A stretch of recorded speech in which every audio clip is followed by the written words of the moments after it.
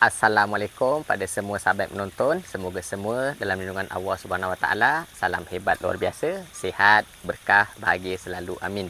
Okey, dalam video kali ini aku nak sharing dengan korang tentang apa yang aku buat kat kolam pada hari ini, iaitu relocation pokok pandan. Macam sebelum ni aku nak bagi tahu sekali lah. Agak jarang lah buat video yang bercakap macam ni. Sebab apa tau? Bila aku bercakap macam ni, yang dua ekor ujung ni dia mula melalak bising jadi dia gangguan daripada segi pertuturan kata aku untuk dapatkan idea-idea untuk apa aku kongsikan dengan korang semua lah. Tapi hari ni aku buat jugalah. Okey, kalau sekarang ni pokok daun pandan ni dia asal-asalnya kat tengah sana lah. Tapi sebabkan dia dah terlampau banyak membiak, jadi aku fikir balik, aku nak cut lah, aku nak potong sikit dia punya quantity, reduce sikit. Tapi sayang pula nak buang semua. Ada buang sikit kat sini. Lepas tu aku relocation kat spot-spot yang mana aku buang air daripada tangki darat. Macam kolam simen ni tangki darat, dengan kat bahagian dalam ataupun kat bahagian luar ni ada tangki darat. Kita panggil tenakan darat lah kan. Jadi air yang kat darat tu kita nak buat water change, proses water change, kita akan buang dalam 30% ataupun 50% air ke dalam kolam ni balik.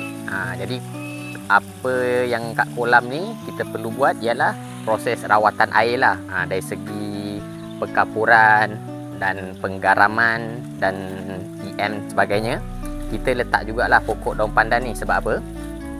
Yang kita sedia maklum sebagai penternak ikan lah, pokok tumbuhan air ni dia sebenarnya saling berbagi antara antara hidupan air. Contohnya macam ikan udang, dia saling berbagi kebaikan antara tumbuhan air dengan hidupan air tu lah. Macam tadi lah, ikan dengan udang tu, yang mana ikan dengan udang tu dia akan keluarkan sisa kotoran dari segi makanan yang tak habis ataupun dia punya tahi dia akan diserap oleh tumbuhan air ni lah, untuk dia punya penyerapan nutrien apa semua tu.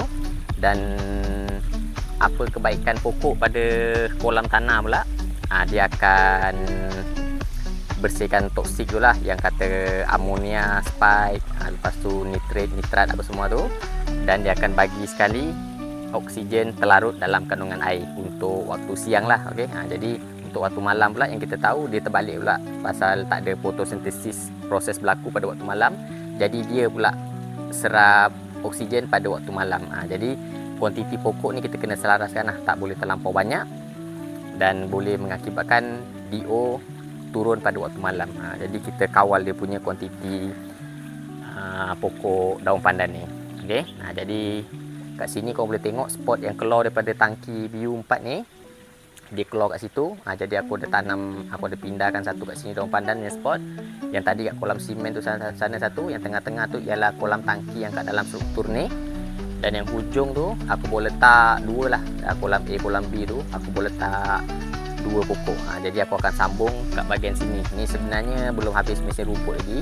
Mesin rumput petang semalam. Jadi nak sambung hari ni lah. Tapi sebabkan bau hujan baru berhenti hari ni, kita akan buat pada waktu petang untuk bersihkan rumput bahagian sini. Dan kita akan pindahkan pokok daun pandan ke ujung kat sini satu lah. Jadi untuk spot kat bahagian kolam yang sini ni 1, 2, 3, 4, 5. Ada 5 spot daun pandan untuk kebaikan kolam dan kebaikan ternakan ikan kita lah di sini. Okey.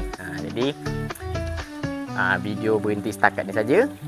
Agak korang semua sukalah dengan apa yang aku sharing dengan korang pada hari ni lah. Jadi kalau ada idea-idea baru yang datang untuk apa aku sharing dengan korang, aku akan sharing dari masa ke semasa. Okey. Yang ni pokok kiambang yang terapung dalam kolam simen kita. Okey, sama juga dia punya fungsi yang kita gunakan pada daun pandan di kolam tanah, sama juga kita gunakan untuk kolam simen yang kat luar ni. Okey, apa-apa pun, semoga semua dalam lindungan Allah SWT, sihat, berkah, bahagia. Assalamualaikum.